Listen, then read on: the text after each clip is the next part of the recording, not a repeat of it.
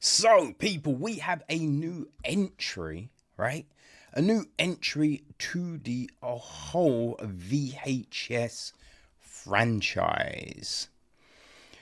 Yeah, like these, it's always been kind of intriguing, these films. Um, you know what I mean? There's a lot of potential. Now. I didn't realize, right? But these things have been going since, gosh, I think it's like 2012, the first one. Then it went to, VHS 1. Then you had VHS 2 in 2013. So the next year. But then, oh, yeah, and then you had VHS Viral in 2014. So they're regular, right? But then we had a huge gap, right? It was 2021 before VHS 94. Yeah, and that was the first that I came across, you know? So we have looked at these, I think every time they've dropped, right, on the pod. Yeah, and we've got I think it seems to be a different group doing this one.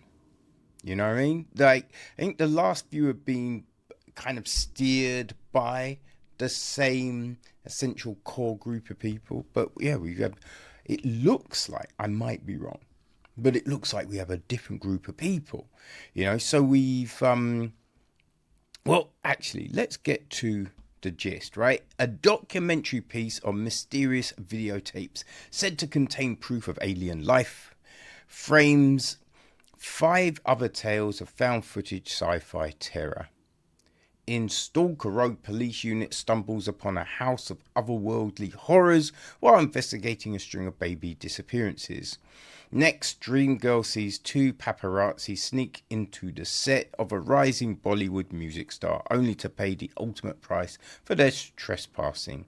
In Live and Let Dive, a skydiving trip turns into a mad frenzy for survival when the skydiver's plane collides with an alien spaceship. In Fur Babies, animal rights activists pry into the private life of doggy daycare owner Becky. Finally, a UFO truther investigates strange lights hovering above the Mojave Desert in Stowaway. Right, so yeah, we have 5 stories and a 6th story, which is the framing device for everything. Now, I think in some of the most recent VHSs, if I remember rightly, there hasn't really been a through piece. So I was very like, oh, this is interesting. Because, as I said, we open up, there's a guy in a bed. It's all a bit random. And then we jump to, like, these filmmakers. And they're talking. And it's like, oh, found footage and blah, blah, blah. And alien abduction. And we found these tapes. And, we get the whole setup. And the setup was just like, yeah, this sounds interesting. This sounds very promising, right?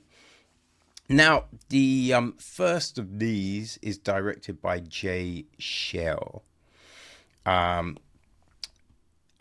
first actual film is Stork, which is directed by Jordan Downey, written by Downey and Kevin Stewart. This one, it's not bad. Right? I would say Stork isn't bad, but it is a little predictable. Like, a little predictable when I say, a rogue unit of police, right? It's called Warden. And, we don't play by the rule. It's one of them ones, right? We don't play. And then you have someone that's too close to the case, right? So people are like, hey, but boss, he could be a liability. Instead of just getting like your state, he's like, I'm not, you can't keep me away. I've got to be part of it. He's like, okay, you can come. Never goes well. Never goes well, right? So, you know what I mean? Like that whole element of it. Yeah. Now, the action within the house is kind of crazy, kind of fun, and then the whole reveal kind of aspect of it, again, kind of freaky. But the problem I would say I have with this one is I would just like to see one of these kind of stories where the person close to it doesn't get to go.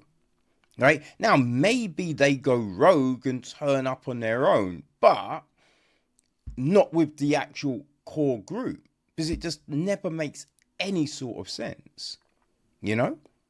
And then some of the action in the house, well, not the action, but the way the group handle it, again, doesn't necessarily make a lot of sense, you know? So that's the thing with Stork. So then we jump to Dreamgirl, right? So this is directed by Virat Pal. Pal co-writes with Dickson. This one was a difficult one for me because it was subtitled, right? And the subtitles, like with most, were trash, you know? No solid background, white subtitles, often on a light white background because of what's happening on the screen. And, I think Indians talk very fast, most people, like, there's only a few films where the talking has been kind of slow, so you can work with the subtitles. But yeah, a lot of times it's so fast, so I couldn't really make out a lot of what was actually happening. You got bits and bobs, but I'll say, right, the whole Bollywood aspect of it, the dancing, all of that seemed very fun. Look, that seemed fun. And then how it all, that was a surprise, right?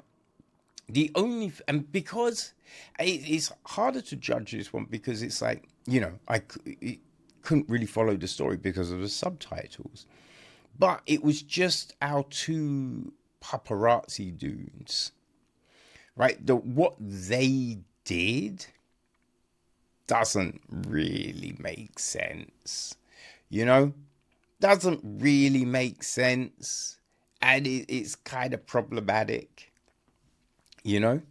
so that's the kind of issue with that one.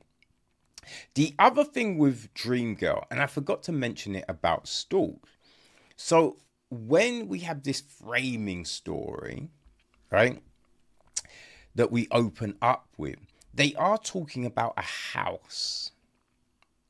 And then Stork takes place in that same house. So you're just like, oh, are we having all our stories around this house? Which seemed like a very interesting concept. But Dreamgirl does not happen in this house, right? Dreamgirl is now in India. So that was the thing with that one. So we then jump to Live and Let Die. This is directed by Justin Martinez, who co-writes with Ben Turner. So yeah, we've got a guy on his 30th birthday and he's been taken skydiving by his friends. It's a little odd, right? Because supposedly he doesn't like heights, never been skydiving before. So this whole thing, also,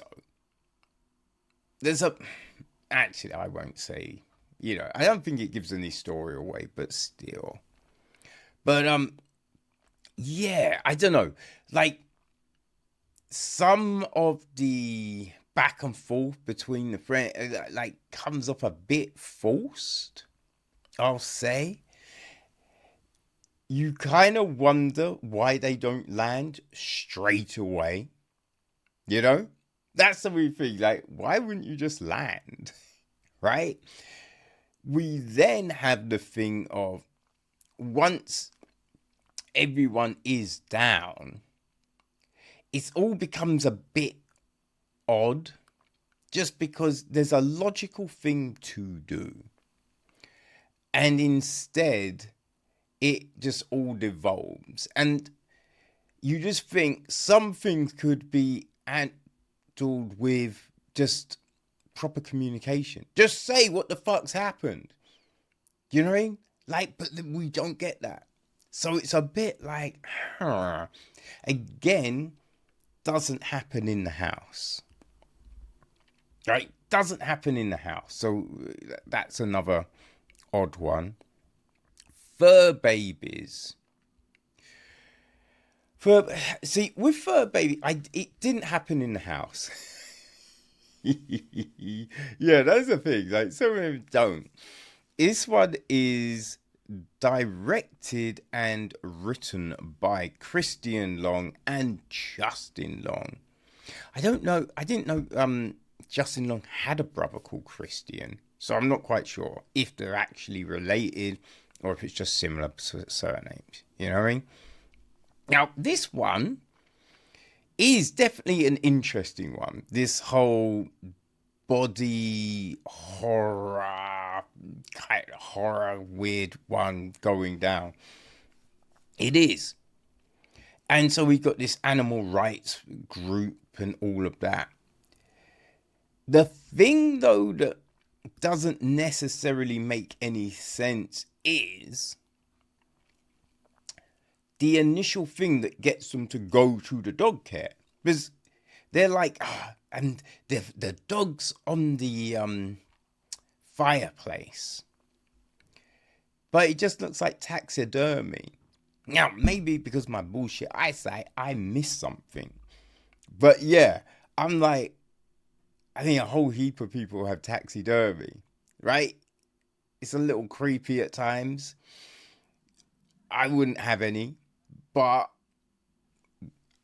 I'm surprised that was the thing that got them to go. You know what I mean? So that was a bit like, okay.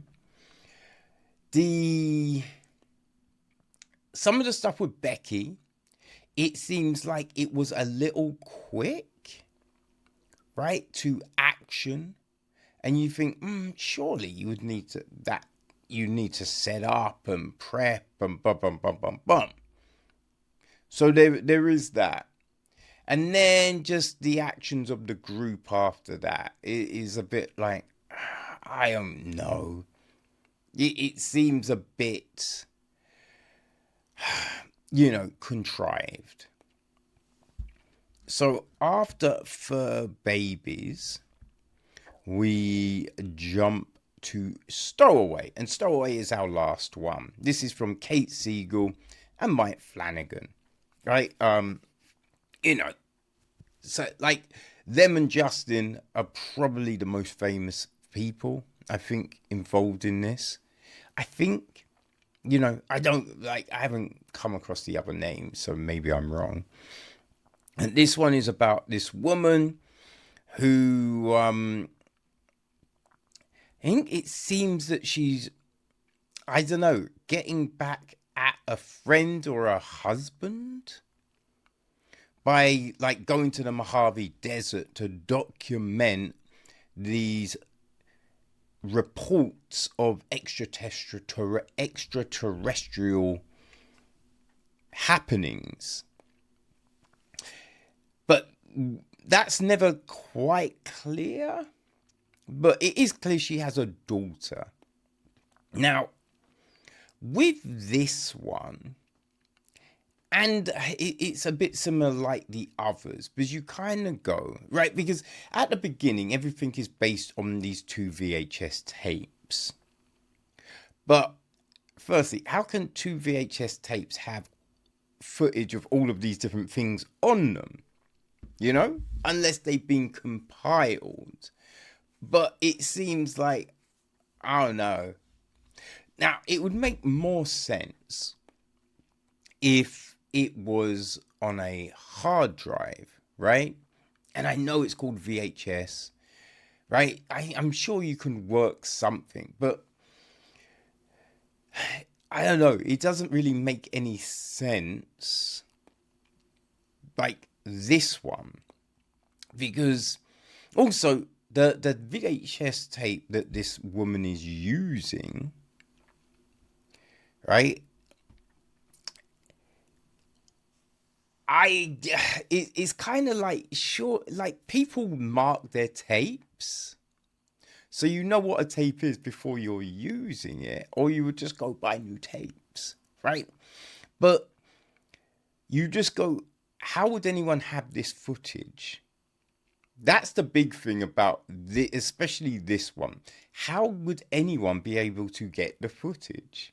Now, if she was streaming it, which obviously anyone in today's day and age would stream. And I think because a lot of the other VHSs have a year attached, like 94 or 85, and you're able to work it around VHS, because you'd be like, yeah, because nothing, there was no streaming in 85, right? So obviously they'd be using a VHS or a Betamax, you know what I mean? But with this one, you kind of have the impression it is in today's day and age, right? It's happening in the present. So, yeah, you'd think Haley, I think it's Haley, right, would be streaming, and that would make sense. Like, she's got a daughter, she has a daughter, right? You don't know what the deal with the husband is, but definitely got a daughter, which then you wonder about her actions, because there's not a rhyme or reason to it, right? She does some stuff and you think, okay, that's good. That gives you something. But then to do the next lot of things that she does, you're just like, why would anyone with a kid do that? Right? There's no real reason. And that's kind of a thread going through a lot of these. It's the justification for the action. Like the action, boom, it takes us to this place where now all of this craziness is happening. We get to, play with all of these visual effects and everything like that, which is cool. Don't get me wrong, it's cool. But why? Like, that's the big thing. Why are they going to do that? Why? Just give me a why, and then I'm happy. But we don't really get that. Right? And we end with the last part of the abduction framing thing, which doesn't really give us anything, right? We have this interesting thing about this house and the legacy of this house and the family that first bought it. And then it's like, meh. Right? We end on the idea of something, and it looks like we're getting shown, and then it just ends. So there's no, oh, is that it? And again, no, even with that, it's, how would you get that footage? Right? Who was filming? What is, and that was the thing. So, yeah, it's a bit odd. It's a bit odd. I ain't gonna lie. But I think my favorite out of all of these, yeah, it may be Fur Babies. All right, Fur Babies may be it. I did kind of enjoy Dream Girl, but because of the subtitles, I it's hard to fully engage with it. But yes, I think Fur Babies may have been my favorite out of the six pieces. I think if you've enjoyed all of, and I say like really enjoyed, you're not like stuck on, but why would they do that? And how would they get that? If those things aren't bugging you, right? And you've really enjoyed the franchise up to this point, then yeah, you're gonna enjoy Beyond. Trust me, people, you will enjoy Beyond, So yeah, it's gonna be hitting Shudder, right? Or is it already hit Shudder? I forget. But yeah, you can get it on Shudder. And if you're a horror fan, I imagine you do have Shudder. Right? I imagine you do. So yeah, VHS Beyond.